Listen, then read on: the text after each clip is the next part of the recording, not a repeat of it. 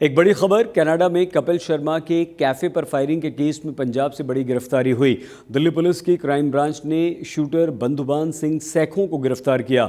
उस पर शूटरों को हथियार और गाड़ी मुहैया कराने का आरोप है।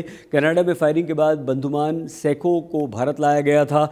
लॉरेंस बिश्नोई गैंग के most wanted gangster Goldy Dhillon से भी वो सीधे संपर्क में था। जुलाई 2025 पहली फायरिंग,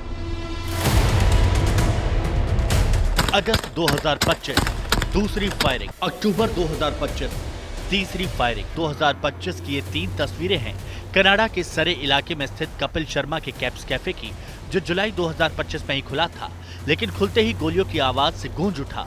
अनजान हमलावरों ने कैप्स कैफे पर ताबड़तोड़ गोलियां बरसाईं। फिर अगस्त और फिर दिवाली से ठीक पहले नवंबर में फिर कैफे को निशाना बनाया गया। हर बार हमले की जिम्मेदारी लॉरेंस बिश्नोई से जुड़े गोल्डी ढिल्लो गैंग ने ली। अब दिल्ली पुलिस की क्राइम ब्रांच को बड़ी सफलता हाथ लगी। दिल्ली पुलिस की क्राइम ब्रांच ने कुख्यात गैंगस्टर बंधुमान सिंह सैखों को दिल्ली से गिरफ्तार कर लिया है। सैखों गोल्डी ढिल्लो का मुख्य हैंडलर है और सैखों ने ही वारदात की पूरी साजिश को अंजाम दिया और बंधुमान सिंह सैखों ने ही इस पूरी वारदात की साजिश रची थी। शूटर्स को इसी ने हथियार और गाड़ी मुहैया कराए थे। क्राइम ब्रांच ने बंधुमान सिंह सैखों से अत्याधुनिक हथियार भी बरामद किए हैं। इसका मेन रोल वहाँ पे लॉजिस्टिक प्रोवाइड कराना था। ये वैसे वहाँ पर वेपन सप्लाई का करने का काम करता था। इस पर्टिकुलर केस में जो कपिल शर्मा के कैफे पे फायरिंग हुई है, उसमें इसने गाड़ी प्रोवाइड कराई थी, नोटिस में था, और जो प्लान कर रहे थे और रैकी कर रहे थे उसमें इसका रोल है। ये मौके पे भी गया हुआ है वहाँ पर और काफी समय से गोल्डी ढिल्लो गैंग के साथ मिलकर काम कर रहा था। जो उसमें 2 मेन शूटर जिनका नाम ये बता रहा है, गुरजोत और दलजोत, वो उन्होंने वहाँ पे फायरिंग की थी। एजेंसी अब ये पता लगाने में जुटी है कि 3 बार जो फायरिंग हुई उसमें किसका क्या क्या रोल था। पुलिस के अनुसार बंधुमान सिंह सैखों ने शूटर्स की व्यवस्था से लेकर लॉजिस्टिक सपोर्ट तक सब कुछ संभाला। ये खुद फायरिंग में शामिल नहीं था, लेकिन साजिश का मास्टरमाइंड था। सैखों पर पहले से कई मामले दर्ज हैं। ये कनाडा में गोल्डी ढिल्लो गैंग का अहम सदस्य है। कनाडा पुलिस ने जब जांच शुरू की और एक कार को इंटरसेप्ट किया, उसके बाद बंधुमान सिंह सैखों कनाडा से भागकर अगस्त महीने में भारत आ गया था। इधर क्राइम ब्रांच की टीम ने कुछ दिन पहले बड़े पैमाने पर हथियारों की एक खेप बरामद की और 3 आरोपियों को गिरफ्तार किया था। उनसे पूछताछ के बाद बंधुमान सिंह सैखों का नाम सामने आया था और जब बंधुमान सिंह सैखों को दिल्ली पुलिस क्राइम ब्रांच ने गिरफ्तार किया तो उसने पूछताछ में खुलासा किया कि कपिल शर्मा के कैप्स कैफे पर जो फायरिंग हुई थी उसका मास्टरमाइंड कोई और नहीं बल्कि वही है। दिल्ली पुलिस क्राइम ब्रांच की गिरफ्त में आए बंधुमान सिंह सैखों का एक वीडियो भी पुलिस को मिला है, जिसमें ये अत्याधुनिक हथियारों के साथ दिख रहा है। ये हाईटेक हथियार विदेशों से ड्रोन के जरिए और अलग अलग रूट से मंगाए जाते हैं। अब पुलिस पूछताछ में ये पता लगाने की कोशिश कर रही है कि बंधुमान के पास हथियार कहां से आए और इस साजिश के तार कहां तक जुड़े हुए हैं और दिल्ली में किस वारदात को अंजाम देने की फिराक में था। अरविंद ओझा के साथ आज तक ब्यूरो।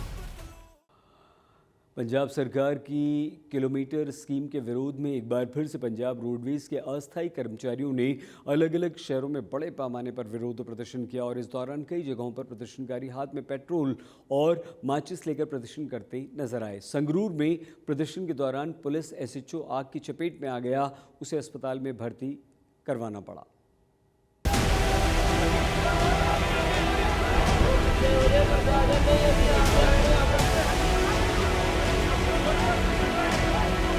पंजाब में लंबे समय से सरकार की नीतियों के खिलाफ प्रदर्शन कर रहे पंजाब रोडवेज के अस्थायी कर्मचारी एक बार फिर सरकार की किलोमीटर स्कीम के विरोध में सड़क पर उतर गए हैं। पर इस बार अस्थायी कर्मचारियों का विरोध प्रदर्शन पहले से ज्यादा उग्र था। ये संगरूर में पंजाब परिवहन निगम के अस्थायी कर्मचारियों के विरोध प्रदर्शन की तस्वीर है, जहां देखते ही देखते एक बड़ा हादसा हो गया। बोतल में पेट्रोल भरकर बस के ऊपर खड़े प्रदर्शनकारियों को जब दंगा विरोधी पुलिस के कर्मचारी बस से उतारने की कोशिश कर रहे थे तो प्रदर्शनकारी अपने ऊपर पेट्रोल छिड़ककर आत्मदाह की कोशिश करने लगे। इस दौरान बस के नीचे मौजूद पंजाब पुलिस के एसएचओ की वर्दी में आग लग जाती है, जिसके बाद मौके पर मौजूद पुलिसकर्मी आग बुझाने में जुट जाते हैं। देखो अज इत्थे अपना बस स्टैंड संगरूर विखे इन्होंने आउटसोर्स कंट्रैक्टर है ਇਹਨਾਂ ਨੇ ਧਰਨਾ ਲਾਇਆ ਹੋਇਆ ਸੀਗਾ, ਜਿਸ ਤੇ ਅਸੀਂ ਉਹਨਾਂ ਦੀ ਸੁਰੱਖਿਆ ਵਾਸਤੇ ਫੋਰਸ ਤਾਇਨਾਤ ਕੀਤੀ ਹੋਈ ਸੀ। ਕਈ ਜਿਹੜੇ ਧਰਨਾ ਕਰਦੇ ਸੀ ਉਹਨਾਂ ਦੇ ਹੱਥਾਂ ਵਿੱਚ ਪੈਟਰੋਲ ਦੀਆਂ ਬੋਤਲਾਂ ਫੜੀਆਂ ਸੀ, ਜਿਨ੍ਹਾਂ ਨੇ ਮੁਲਾਜ਼ਮਾਂ ਉੱਪਰ ਪੈਟਰੋਲ ਛਿੜਕਿਆ ਤੇ ਉਹਨਾਂ ਦੇ ਇੱਕ ਦੋ ਮੁਲਾਜ਼ਮ ਸਾਡੇ ਅੱਗ ਵੀ ਲਾਈ ਆ, ਜਿਹਦੇ ਸਾਡੇ SHO city Dhuri Jasvir Singh inspector ਉਹਨਾਂ ਦੇ ਕਾਫੀ ਜਿਹੜੀ ਅੱਗ ਲੱਗਣ ਕਰਕੇ ਉਹਨਾਂ ਨੂੰ ਅਸੀਂ ਦਾਖਲ ਕਰਾਇਆ ਵਾ। ਉਹ ਧਰਨਾ ਕਰਨ ਨੇ ਆਇਡੈਂਟੀਫਾਈ ਕਰਾਂਗੇ ਤੇ ਉਹਨਾਂ ਦੇ ਖਿਲਾਫ ਸਖਤ ਕਾਰਵਾਈ ਵੀ ਕਰਾਂਗੇ ਜਿਨ੍ਹਾਂ ਨੇ ਅਜੇ ਘਟਾਉਣੀ ਕੱਢਣੀ। संगरूर में देखते ही देखते माहौल तनावपूर्ण हो जाता है।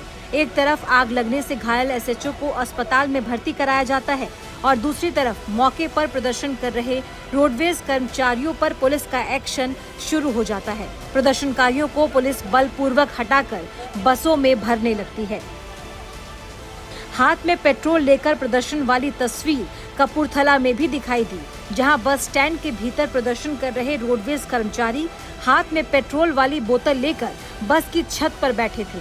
पुलिस के मुताबिक यूनियन नेताओं ने दोपहर 12 बजे से 2 बजे तक प्रदर्शन करने की बात कही थी, पर सुबह से ही प्रदर्शनकारी बस स्टैंड का गेट बंद कर प्रदर्शन कर रहे थे, जिसके चलते आम मुसाफिरों को काफी दिक्कत हो रही थी। वहीं प्रदर्शन कर रहे कर्मचारियों की माने सरकार किलोमीटर स्कीम के बहाने बैकडोर से प्राइवेटाइजेशन करने की कोशिश कर रही है। ਅਸੀਂ ਆਪਣਾ ਬਿਲਕੁਲ ਸ਼ਾਂਤਮਈ ਪ੍ਰਦਰਸ਼ਨ ਕਰ ਰਹੇ ਹਾਂ ਤੇ ਸਾਡੇ ਵੱਲੋਂ ਇੱਥੋਂ ਦੀ ਜਿਹੜੀ ਮੈਨੇਜਮੈਂਟ ਆ ਜਾਂ ਪ੍ਰਸ਼ਾਸਨ ਆ ਉਹਨਾਂ ਨੇ ਆਣ ਕੇ ਸਾਡੇ ਨਾਲ ਧੱਕਾ ਕਰਨ ਦੀ ਕੋਸ਼ਿਸ਼ ਕੀਤੀ ਕਿ ਸਾਡਾ ਜਿਹੜਾ ਗੇਟ ਖੁਲਾਉਣ ਦੀ ਕੋਸ਼ਿਸ਼ ਕੀਤੀ। ਅਸੀਂ ਉਹਦੇ ਵਿੱਚ ਆਪਣੀਆਂ ਪੈਟਰੋਲ ਦੀਆਂ ਬੋਤਲਾਂ ਲੈ ਕੇ ਬੱਸਾਂ ਦੇ ਉੱਤੇ ਬੈਠ ਗਏ ਹਾਂ। ਜੇਕਰ ਸਾਡੇ ਨਾਲ ਮੈਨੇਜਮੈਂਟ ਜਾਂ ਪ੍ਰਸ਼ਾਸਨ ਧੱਕਾ ਕਰੇਗਾ ਤਾਂ ਅਸੀਂ ਆਪਣੇ ਆਪ ਨੂੰ ਅੱਗ ਲਾ ਕੇ ਆਪਣੀ ਜਿਹੜੀ ਇਸ ਸੰਘਰਸ਼ ਦਾ ਹਿੱਸਾ ਬਣ ਜਾਵਾਂਗੇ ਤੇ ਪਰ ਕਿਲੋਮੀਟਰ ਬੱਸ ਨਹੀਂ ਪੈਣ ਦਿੱਤੀ ਜਾਏਗੀ। ਇਹ ਜਿਹੜੇ PRTC ਸਾਡਾ ਡਿਪੂ ਕਪੂਰਥਲਾ ਹੈਗਾ ਆ, ਇਹਦੇ ਵਿੱਚ ਜਿਹੜੇ ਇੱਥੇ ਦੇ ਮੁਲਾਜ਼ਮ ਹੈਗੇ ਆ, ਇਹਨਾਂ ਵੱਲੋਂ ਪਹਿਲਾਂ ਜਿਹੜਾ ਹੈਗਾ ਸੱਦਾ ਦਿੱਤਾ ਗਿਆ ਸੀਗਾ ਕਿ 12 ਵਜੇ ਤੋਂ ਲੈ ਕੇ 2 ਵਜੇ ਤੱਕ ਆਪਾਂ ਜਿਹੜਾ ਡਿਪੂ ਬੰਦ ਕਰਾਂਗੇ। ਪਰ ਇਹ ਜਿਹੜੇ ਸਵੇਰੇ ਸਾਨੂੰ ਪਤਾ ਲੱਗਿਆ ਕਿ 6 ਵਜੇ ਹੀ ਇਹਨਾਂ ਨੇ ਸਾਰੀ ਡਿਪੂ ਜਿਹੜਾ ਹੈਗਾ ਆ ਉਹ ਬੰਦ ਕਰਤੇ ਹੈਗੇ ਆ ਤੇ ਇਸ 'ਤੇ ਫਿਰ ਕਾਰਵਾਈ ਕਰਦੇ ਹੋਏ ਆਪਾਂ ਇੱਥੇ ਪਹੁੰਚੇ ਸੀਗੇ। ਆਪਾਂ ਇਹਨਾਂ ਨੂੰ ਇੱਕ ਵਾਰੀ 2 ਵਾਰੀ ਆਪਾਂ ਇਹਨਾਂ ਨੂੰ ਰਿਕੁਐਸਟ ਕੀਤੀ ਕਿ ਜਿਹੜਾ ਤੁਹਾਡਾ ਪੀਸਫੁਲ ਪ੍ਰੋਟੈਸਟ ਹੈਗਾ ਤੁਸੀਂ ਆਪਣਾ ਕਰੋ, ਸਾਨੂੰ ਕੋਈ ਪ੍ਰੋਬਲਮ ਨਹੀਂ ਹੈ, ਬਟ ਤੁਸੀਂ ਡਿਪੋ ਆਪਾਂ ਜਿਹੜਾ ਬੱਸ ਸਟੈਂਡ ਆ ਉਹਨੂੰ ਬੰਦ ਨਾ ਕਰੋ। ਬਟ ਇਹਨਾਂ ਵੱਲੋਂ ਜਿਹੜਾ ਹੈਗਾ ਪੁਲਿਸ ਦੇ ਨਾਲ ਹੱਥਾਪਾਈ ਵੀ ਕੀਤੀ ਗਈ ਹੈਗੀ ਹੈ। ਸਾਡੇ ਕਈ ਮੁਲਾਜ਼ਮ ਤੇ ਜਿਹੜੀਆਂ ਹੈਗੀਆਂ ਵਰਦੀਆਂ ਪਾਰਟੀਆਂ ਹੈਗੀਆਂ ਤੇ ਜਿਹੜਾ ਹੈਗਾ ਇਸ ਸੰਬੰਧੀ ਆਪਾਂ ਰਪਟ ਵੀ ਦਰਜ ਕੀਤੀ ਹੈਗੀ ਹੈ ਤੇ ਜਿਹੜੀ ਬਣਦੀ ਕਾਰਵਾਈ ਕਰਾਂਗੇ।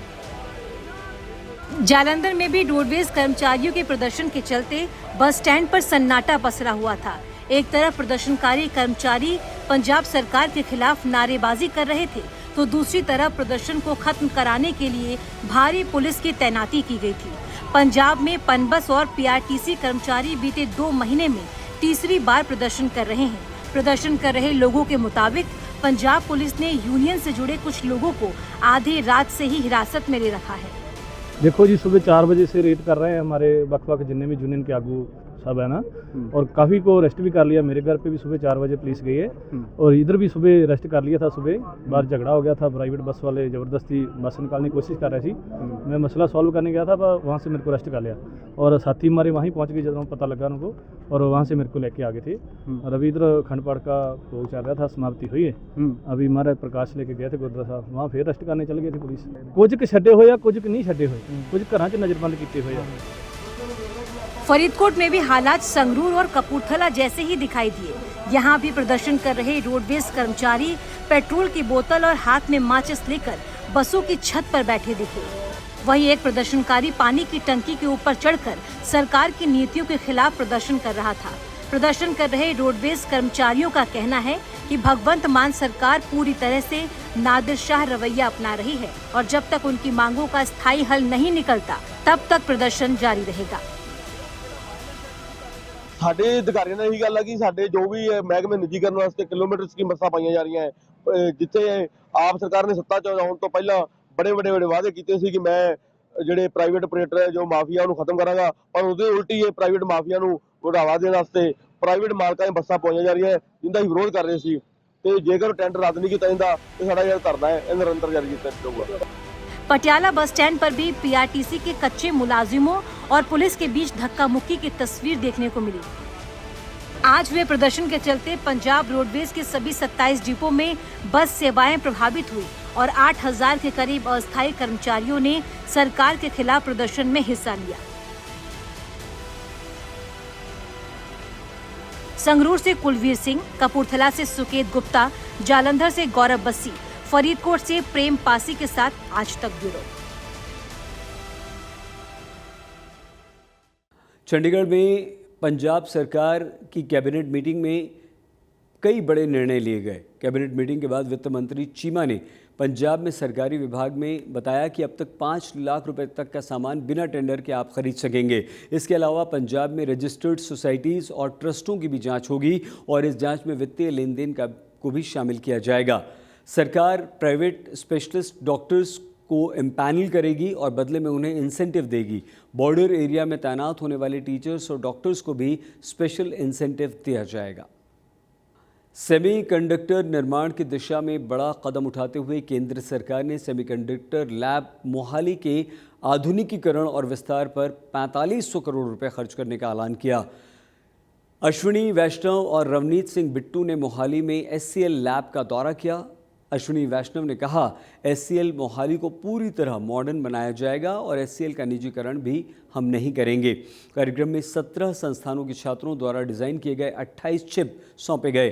ये चिप सरकार के चिप्स टू स्टार्टअप प्रोग्राम के तहत EDA टूल्स की मदद से डिज़ाइन किए गए।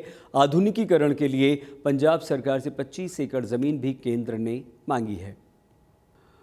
अटारी वाघा बॉर्डर पर आज एक भावुक पल देखने को मिला जब भारत सरकार ने 3 पाकिस्तानी कैदियों को रिहा किया।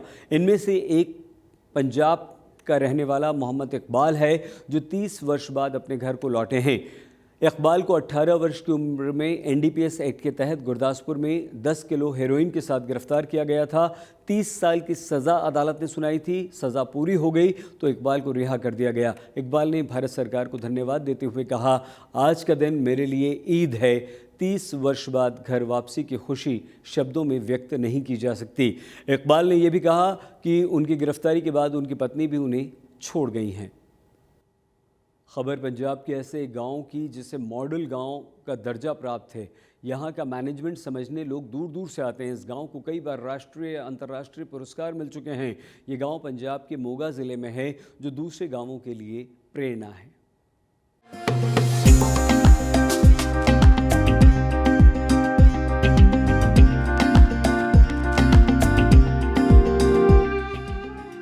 खूबसूरत पार्क, शानदार सड़कें, स्वच्छ गलियां, झीलों से भरा पूरा इलाका। शहर का नजारा पेश कर रहा ये पंजाब का मोगा जिले का गांव है रसीकला। इसे पंजाब ही नहीं देश का भी मॉडल गांव का दर्जा हासिल है। रसीकला गांव को बेहतरीन कार्यों के लिए 2 बार राष्ट्रीय पुरस्कार, पंचायत सशक्तिकरण पुरस्कार और गौरव ग्राम सभा पुरस्कार से सम्मानित किया जा चुका है। लेकिन ये एक बार फिर से चर्चा में तब आ गया जब इसे बेस्ट पॉन्ड का अवार्ड भी दिया गया। रसीकला को पंजाब का पहला मॉडल गांव भी माना जाता है।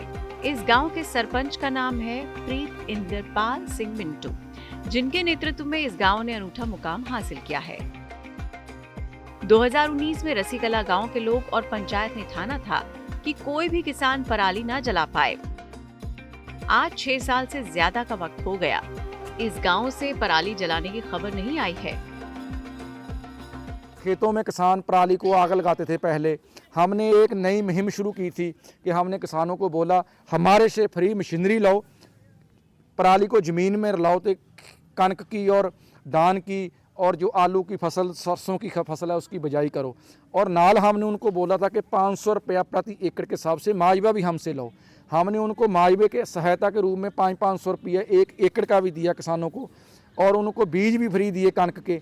और इसी लगन से ही मैं समझता हूँ कि 6 साल हो गए रणसिंह कलां के किसान एक भी खेत को आग नहीं लगाते।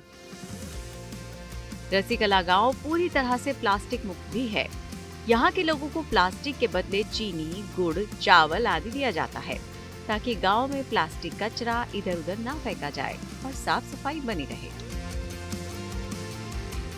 हमने 2019 में जब देश के प्रधानमंत्री नरेंद्र भाई मोदी ने एक मुहिम का आगाज किया था कि मैं देश को प्लास्टिक मुक्त करना, कि रणसिंह कलां में हमने ऐसा काम किया कि हमने अपने गांव को लोगों को बोला कि हमारे पास प्लास्टिक का कचरा लेके आओ, इसके बदले हमारे से चीनी ले लो, इसके बदले से हमारे से गुड़ ले लो, गेहूं ले लो, चावल ले लो, पर आपने जो प्लास्टिक है हमें दे दो।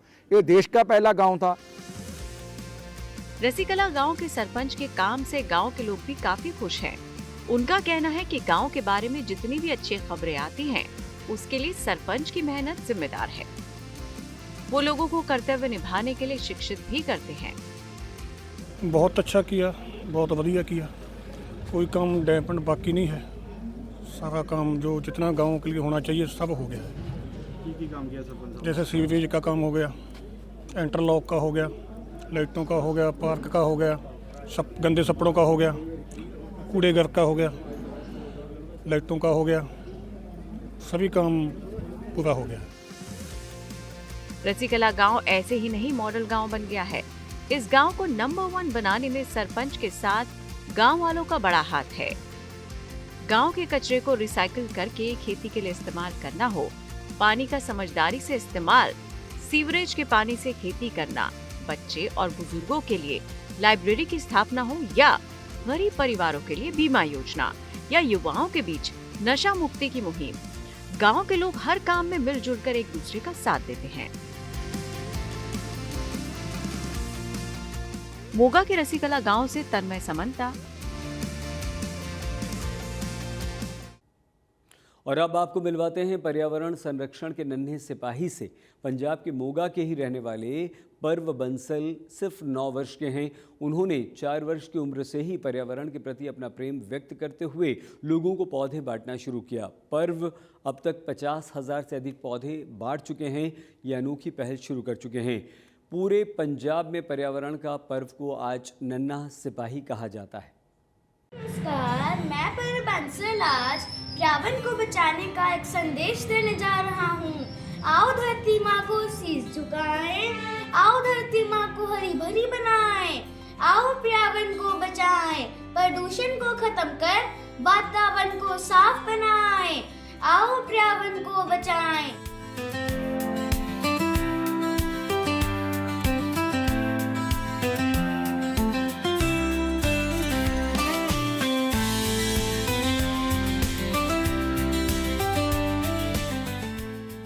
मिलिए पर्यावरण के नन्हे सिपाही से। उम्र थोड़ी है पर बातें बड़ी हैं। समझ कम हो सकती है लेकिन इनका संदेश काफी बड़ा है। पंजाब के मोगा के रहने वाले पर्व बंसल की उम्र अभी महज 9 साल है, लेकिन पर्व ने इस छोटी उम्र में प्रकृति से लगाव विकसित कर लोगों को पर्यावरण संरक्षण के लिए जागरूक करना शुरू कर दिया है। 2020 में हमें एहसास हुआ कि हमें ऑक्सीजन की कमी है, कोरोना में और लोग बीमार पड़ रहे हैं, तो हमें उससे प्रेरणा मिली कि हमें भी अपने घर पे पौधे लगाने चाहिए। पर्व का घर पौधों से गुलजार है और कमरे में ट्रॉफी, मोमेंटो और अवार्ड की भरमार है, जो इस बात का सबूत है कि पर्व ने इस छोटी सी उम्र में ही पर्यावरण संरक्षण की दिशा में कितना बड़ा मुकाम हासिल कर लिया है।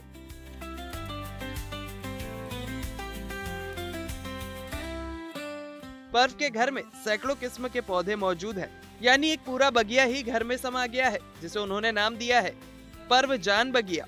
पर्व के घर में जो भी मेहमान आता है उसे ये एक पौधा देकर विदा करते हैं। पर्व ने अब तक 50,000 से अधिक पौधे लोगों में मुफ्त बांटकर एक अनोखी पहल की है।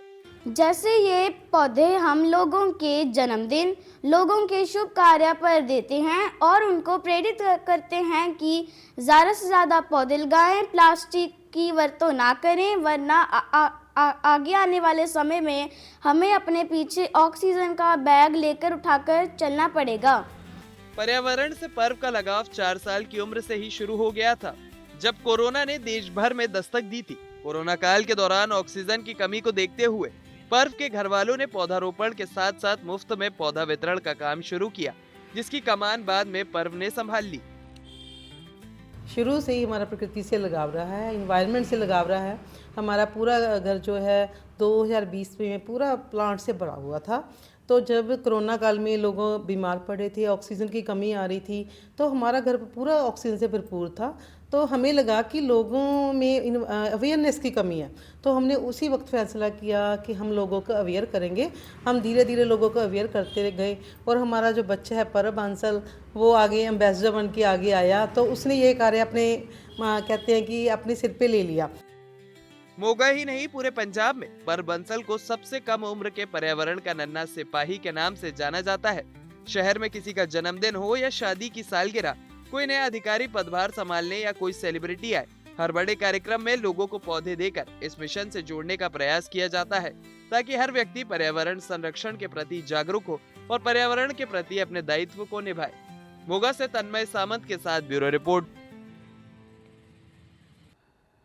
आज तक पंजाब में आज के लिए बस इतना ही। आप प्लीज़ अपना बहुत ख्याल रखिएगा। देखते रहिए आज तक।